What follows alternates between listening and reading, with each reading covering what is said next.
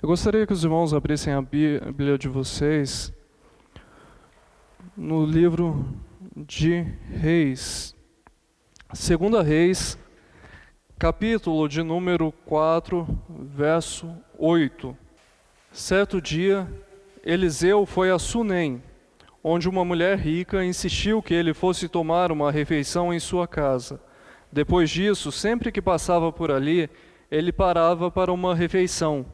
Em vista disso, ela disse ao marido: sei que esse homem que sempre vem aqui é um santo homem de Deus. Vamos construir lá em cima um quartinho de tijolos e colocar nele uma cama, uma mesa, uma cadeira e uma lamparina para ele. Assim, sempre que nos visitar, ele poderá ocupá-lo. Um dia, quando Eliseu chegou, subiu ao seu quarto e deitou-se. Ele mandou o seu servo Geazi chamar a sunamita. Ele a chamou, e quando ela veio, Eliseu mandou Geazi dizer-lhe: você teve todo esse trabalho por nossa causa. O que podemos fazer por você? Quer que eu interceda por você junto ao rei ou ao comandante do exército? Ela respondeu: estou bem entre a minha própria gente. Mais tarde, Eliseu perguntou a Geazi: o que pode fazer por ela? O que se pode fazer por ela? Ele respondeu: bem, ela não tem filhos e seu marido é idoso. Então Eliseu mandou chamá-la de novo. Geazi a chamou, ela veio até a porta e ele disse: por volta desta época, no ano que vem, você estará com um filho nos braços. Ela contestou: não, meu senhor, não iludas a tua serva, ó homem de Deus. Mas como Eliseu lhe dissera, a mulher engravidou e no ano seguinte, por volta daquela mesma época, deu à luz a um filho. O menino cresceu e certo dia foi encontrar-se com seu pai, que estava com os ceifeiros. De repente ele começou a chamar o pai, gritando: ai minha cabeça, ai minha cabeça. O pai disse a um servo: leve-o para a mãe dele. O servo o pegou e o levou à mãe. O menino ficou no colo dela até o meio-dia e morreu. Ela subiu ao quarto do homem de Deus, deitou o menino na cama, saiu e fechou a porta. Ela chamou o marido e disse: preciso de um servo e de uma jumenta para ir falar com o homem de Deus. Vou e volto logo. Ele perguntou: mas por que hoje não é lua nova nem sábado? Ela respondeu: não se preocupe. Ela mandou selar a jumenta e disse ao servo: vamos rápido, só pare quando eu mandar. Assim ela partiu para encontrar-se com o homem de Deus no Monte Carmelo. Quando ele viu-a à distância, disse a seu servo Geazi: olhe, é a sunamita, corra ao seu encontro e pergunte a ela: está tudo bem com você? Tudo bem com seu marido e com seu filho? Ela respondeu a Geazi: está tudo bem. Os irmãos podem se assentar. Nessa noite, eu gostaria de falar sobre essa passagem que, na verdade, eu li metade dela. O trecho inteiro vai até o verso 37, mas pelo tempo que nós temos, nós vamos meditar apenas até o verso 26. Durante a mensagem, nós vamos aprender como nós devemos nos comportar frente a aflições que possam ocorrer nas nossas vidas, aos problemas que nós temos na vida. Qual deve ser a nossa atitude face às diversas situações que vão acontecer frequentemente nas nossas vidas? Na primeira parte do texto, nós vemos que o profeta Eliseu, ele parte em direção a Sunem, e a palavra nos diz que uma mulher rica, primeiramente ela insistiu que ele fosse tomar uma refeição em sua casa. Depois disso, toda vez que ele passava por ali, sempre que ele passava por ali, ele devia parar e ter a refeição com aquela mulher, com a casa daquela mulher, provavelmente com o esposo dela também, junto. No Antigo Testamento, os profetas do Senhor, eles representavam a palavra do Senhor na terra. Profetas como Elias, Eliseu, Isaías, Natã, tantos outros, dentre tantos outros que nós conhecemos, o que eles diziam realmente acontecia. Eles representavam a própria autoridade do Senhor Deus na terra. Por quê? Porque o acesso da população toda aos textos bíblicos, às leis, era muito restrito. Então, as pessoas deviam aprender com os profetas. Eram os profetas que tinham a responsabilidade de ensinar o povo, tanto os profetas quanto os sacerdotes, que estavam sempre no templo. O que restava, então, da população era sempre estar consultando aquelas pessoas escolhidas por Deus, que tinham a mensagem do Senhor, para saber como que elas deviam proceder nas suas vidas. E foi o que aconteceu com a sunamita. Os versos 9 e 10 diz: em vista disso, ela foi ao marido, ela disse ao marido: e sei que esse homem que sempre vem aqui é um santo homem de Deus. Nós conhecemos a sua conduta, nós sabemos que o que ele fala realmente acontece. Nós ouvimos os seus grandes feitos. Provavelmente Eliseu, nas suas passagens por ali, contou muita coisa sobre o seu mestre Elias, sobre como ele recebeu aquela capa de Elias. E ela diz: vamos construir para esse homem de Deus, lá em cima, um quartinho de tijolos e colocar nele uma cama, uma mesa, uma cadeira e uma lamparina para ele. Assim, sempre que nos visitar, ele não vai passar mais apenas de passagem, mas ele vai dormir aqui. Ele vai ter um lugar para descansar no meio do caminho. Ela sabia que se ela e o seu marido quisessem saber qual que era a vontade de Deus para a vida deles, ela precisava ter o contato com aquele homem de Deus por perto. Ela precisava da companhia daquele homem de Deus, que ele sempre frequentasse a sua casa. Ela não quer que o homem de Deus fique exclusivamente para ela, mas sim, ela não tenta seduzir ele, ela tenta falar para ele: olha, eu tenho um quarto aqui, toda vez que você estiver cansado, estiver passando por aqui, fique aqui na casa, na nossa casa, para que você conte certamente mais sobre o Senhor, para que nós possamos aprender mais com o Senhor. Naquela época, a presença de Deus se manifestava sobre aquelas pessoas, mas hoje a presença de Deus se manifesta sobre a vida de todos nós.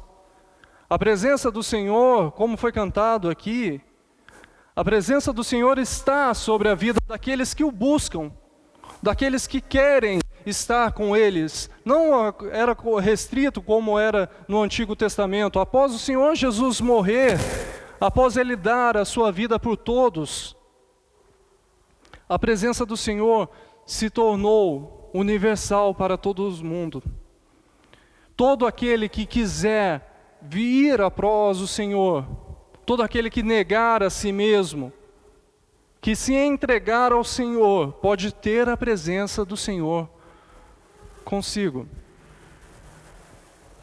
Por isso, como aquela mulher, nós devemos sempre manter um quarto reservado na nossa vida para a presença do Senhor. Todos nós devemos ter a presença do Senhor constantemente na nossa casa material, não, na nossa casa espiritual. Queremos que a presença do Senhor possa sempre andar conosco, que a presença do Senhor sempre esteja nas nossas vidas, por onde quer que nós formos, por onde quer que nós andarmos. E quando a presença do Senhor está constantemente na sua vida, o Senhor vê aquilo que você precisa, aquilo que você necessita. E você não precisa ficar pedindo para Ele a bênção, pois o Senhor está vendo o seu sofrimento, está vendo pelo que você está passando. Para aquela mulher, talvez ter um filho era uma coisa que ela já tinha desistido. O seu marido já muito idoso, provavelmente ela não era nova também.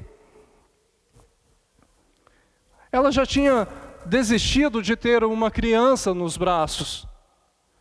E é isso que ela fala para Eliseu: Eliseu, meu senhor, não iludas essa serva, porque certamente ela sonhou com o filho durante anos e anos, tendo que teria um filho dos seus braços, mas aquela criança nunca chegou.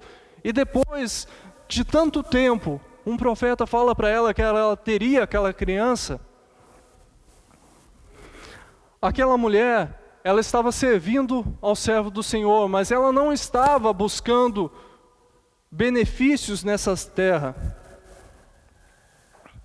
A gente vê que os verdadeiros homens de Deus, as verdadeiras mulheres de Deus, não buscam ao Senhor como forma de troca de favores. Ela poderia muito bem dizer: eu passei a minha vida toda pedindo para o Senhor me dar um filho, e Ele não me deu. Então eu vou ser revoltada contra o Senhor. Eu não vou adorar a Ele, eu não vou buscá-lo, porque Ele não me concedeu aquilo que Ele me pediu, que eu pedi tanto para Ele.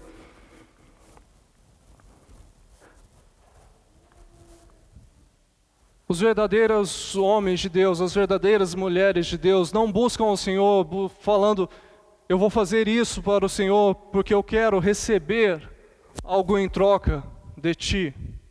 Eu quero que o Senhor me abençoe dessa forma. Ela coloca à disposição do exército, ela se coloca à disposição de Eliseu, prepara um quarto. Ela não coloca luxúria naquele quarto, porque ela sabia que se ela tentasse seduzir Eliseu com luxúria, com os prazeres da vida, Eliseu não aceitaria ficar naquele quarto.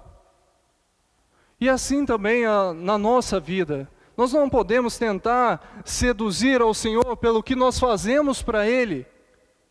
Nós não podemos tentar seduzir ao Senhor dizendo: a minha oração ela é tão bonita que o Senhor vai ficar maravilhado com a minha oração e vai me abençoar. Não, ela coloca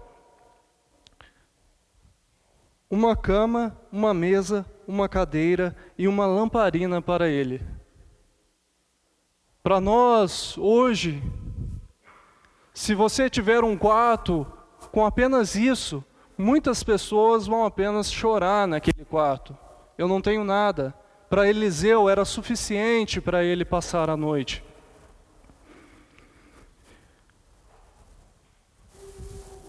Ela servindo ao Senhor, buscando ao Senhor de uma forma que não estava recebendo nada em troca, não queria receber, a menos que o que ela queria aprender como que ela poderia ser mais parecida com Eliseu, como que ela poderia chegar mais próxima do Senhor, como Eliseu chegou.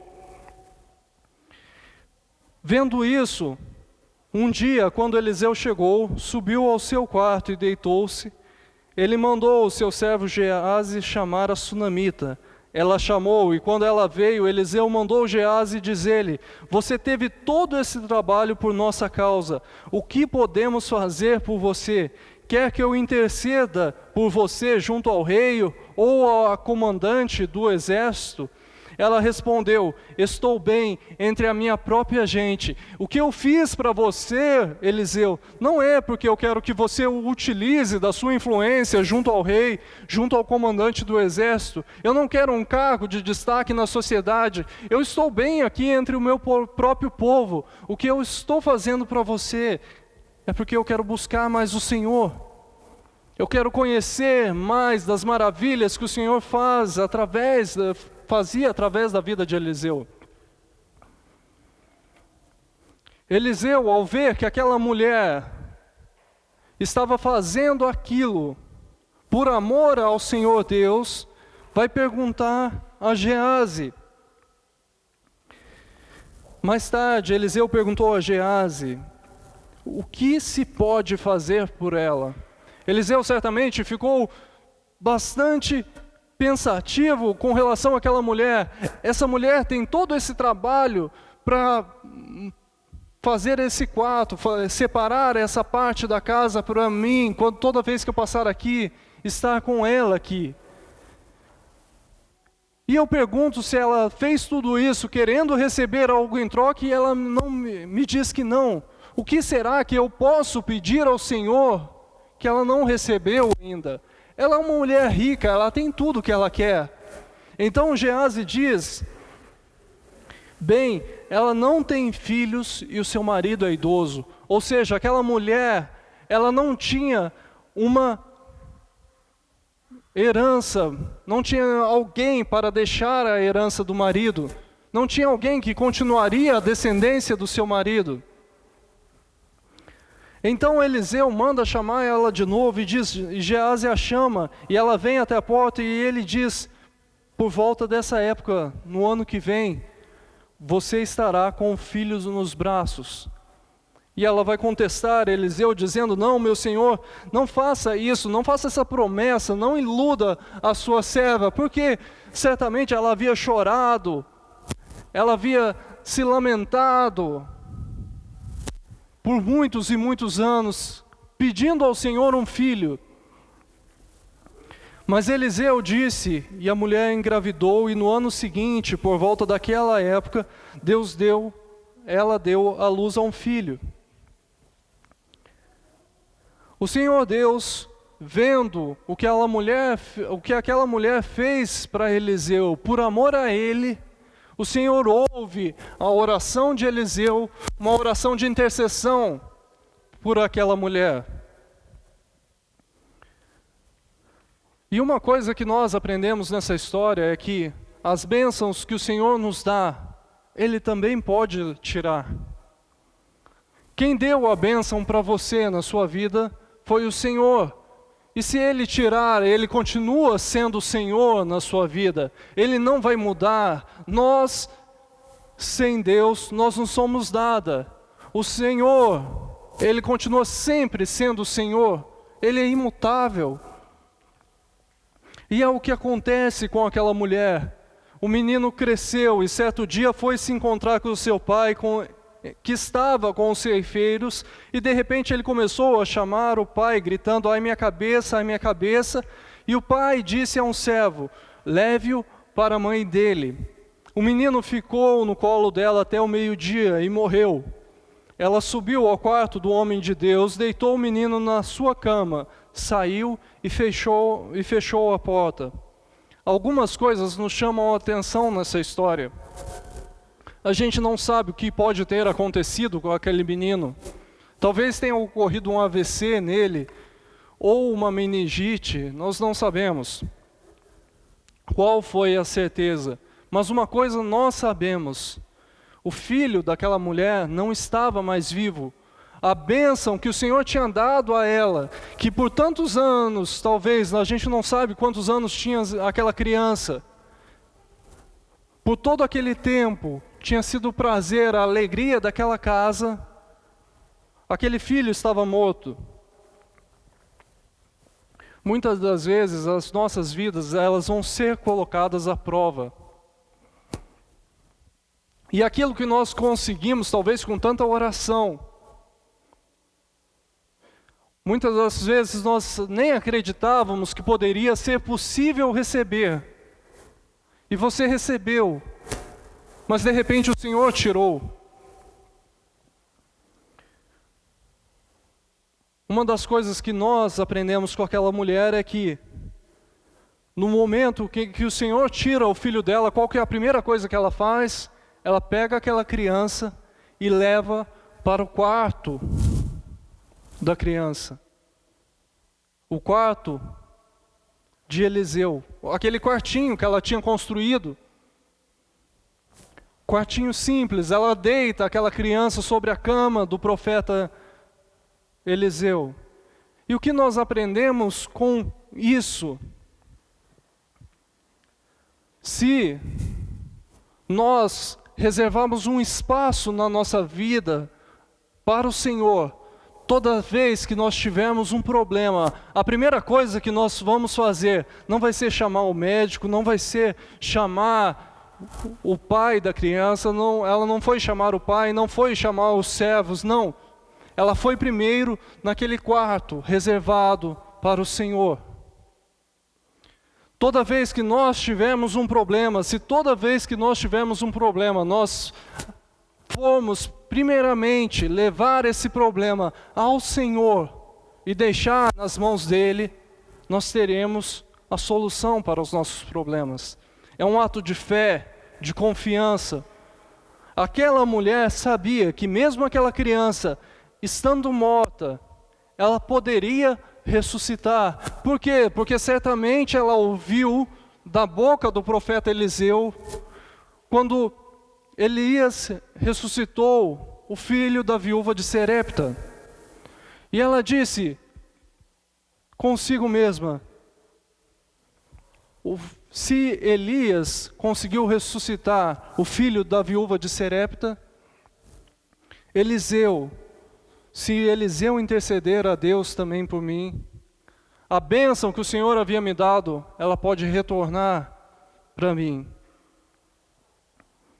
Aquela mulher, como uma mulher temente a Deus, sai da sua casa.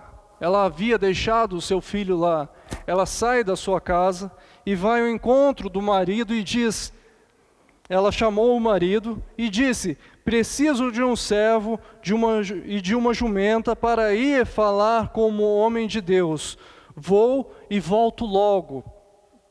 Ele perguntou, mas por que hoje não é lua nova, nem sábado? Ela respondeu, não se preocupe.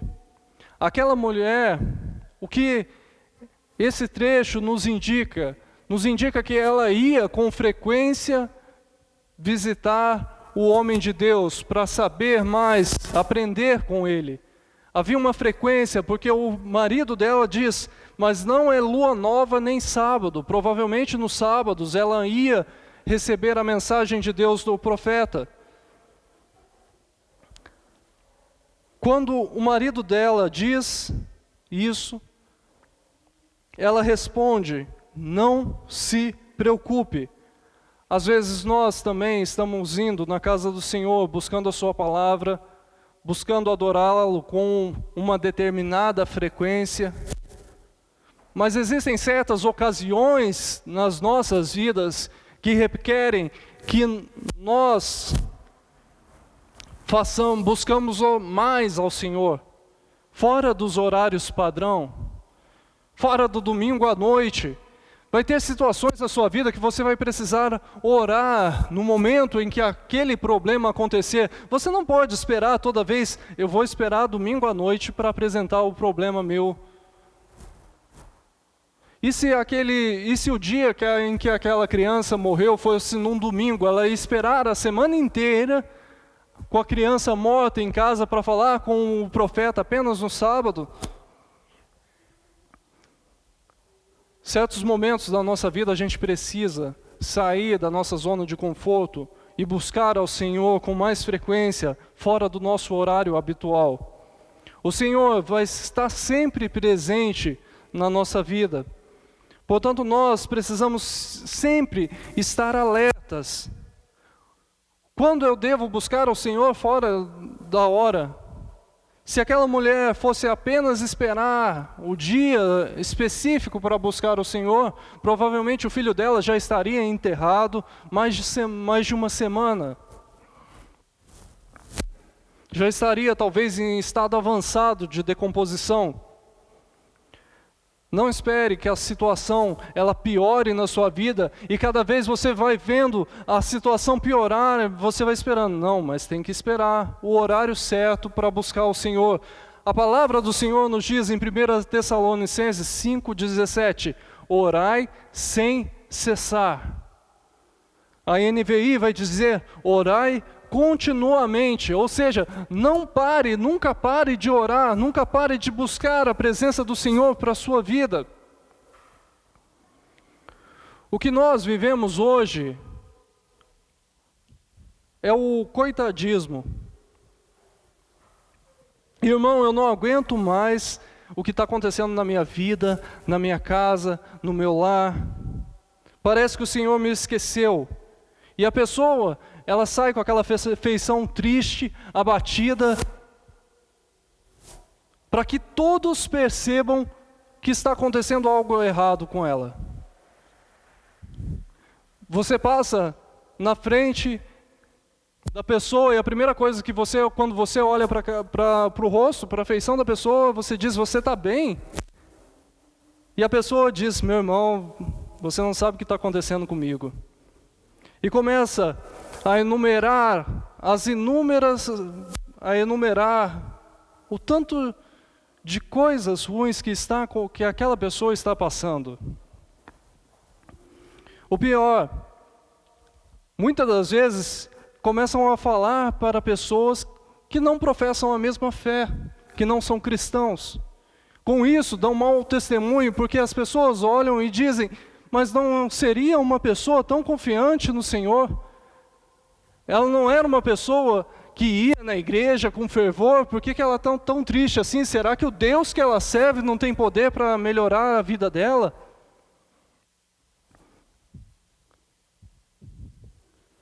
E as pessoas começam a rotular essa pessoa de coitado. Por quê? Porque a pessoa gosta de ser chamado de coitado, gosta que as pessoas sintam pena dele. Por quê? Porque assim, talvez vai conseguir que mais pessoas orem para ele e a vida dele muda. Mas ele mesmo não dobra o joelho no chão, ele mesmo não vai atrás do Senhor, pedir ao Senhor a sua bênção. A verdade é que eles não são coitados, mas sim são covardes.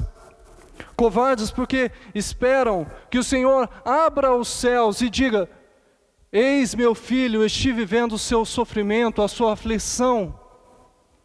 Esperam que o Senhor Deus envie um anjo e resolva todos os problemas da sua vida. Mas eu te digo com convicção que isso não vai acontecer. Por quê? Porque muitos esquecem que nós devemos primeiramente buscar o Senhor. E se nós não buscamos ao Senhor, como que nós queremos que o Senhor faça algo para nós? Se nós não confiamos nele, se nós não buscamos Ele. Como que você quer que o Senhor trabalhe na sua vida, se você não consegue reservar nem 10, nem 15 minutos por dia para orar, para conversar com o Senhor? Para contar a Ele os seus problemas, mas você consegue tirar horas e horas olhando na internet, comentando, postando a situação, esperando que alguém se compadeça e diga para você, eu vou orar, eu vou falar com Deus, e você diz, amém, eu confio na oração.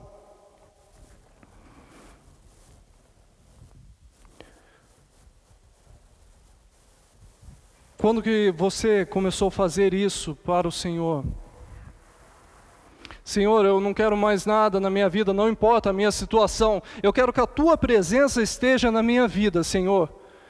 Senhor, antes de eu pedir alguma coisa, antes de eu falar com o Senhor, eu quero que o Senhor esteja aqui quando eu te chamar, Senhor.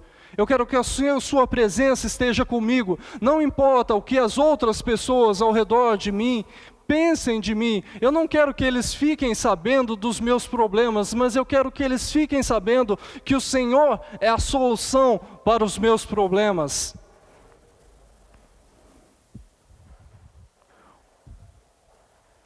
Hoje nós vivemos o dia dos cristãos coitados, os derrotados, aqueles que só sabem reclamar da situação que está acontecendo. Portanto, nós devemos aprender com aquela mulher. Por quê? Porque quando ela chega a Geazi, ela diz, está tudo bem com Geazi? Eliseu manda Geazi perguntar, mas o que essa mulher está vindo fora de hora aqui? O verso 26 diz assim, corra ao seu encontro e pergunte para ela, está tudo bem com você, tudo bem com seu marido e com seu filho? E ela responde a Geazi, está tudo bem. A queixa dela não era para Gease, porque apesar de Gease andar com Eliseu, Gease não tinha a mesma presença de Deus que Eliseu tinha na vida dela. Gease não havia feito a promessa que Eliseu havia feito na vida daquela mulher, e ela sabia que por causa da promessa que Eliseu fez a ela, o Senhor havia de ressuscitar aquela criança. Essa é a atitude de um verdadeiro filho de Deus, em face de toda a situação, de todo problema. Entregue o seu caminho ao Senhor. Diga a Ele: Senhor, o Senhor é a resolução para os meus problemas. Eu não quero, Senhor, sair contando todos os meus problemas, tudo para as outras pessoas. Eu quero contar, Senhor, eu quero gastar esse tempo falando para o Senhor, porque eu sei que pela fé o Senhor pode resolver tudo para mim.